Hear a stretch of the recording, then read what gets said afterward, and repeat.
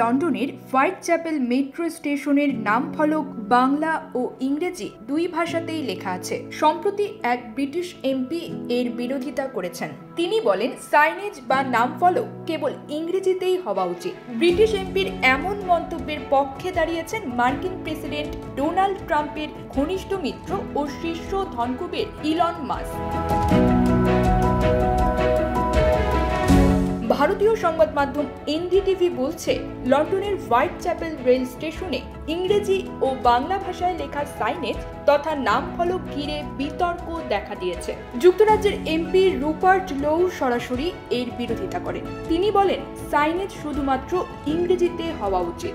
Great ইয়ারমাউথের MP Rupert লো সামাজিক যোগাযোগ মাধ্যম এক্সে রোববার হোয়াইট চ্যাপেল স্টেশনের দ্বিভাষিক সাইনবোর্ডের একটি ছবি পোস্ট করেন। সেই সঙ্গে ক্যাপশনে লিখেন, এটি লন্ডন, স্টেশনের নাম ইংরেজিতেই থাকা উচিত, শুধু ইংরেজিতে, কেবলই ইংরেজিতে।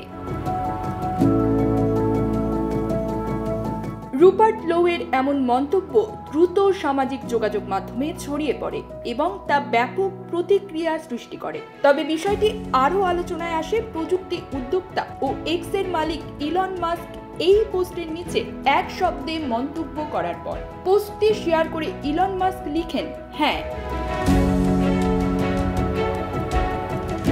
এদিকে রুপার্ট লোর পোস্টের পর সামাজিক যোগাযোগ মাধ্যমে ব্যাপক আলোচনা শুরু হয়।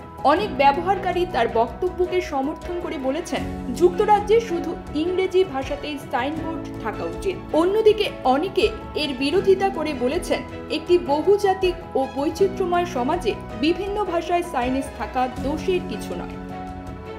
News desk, TGD world.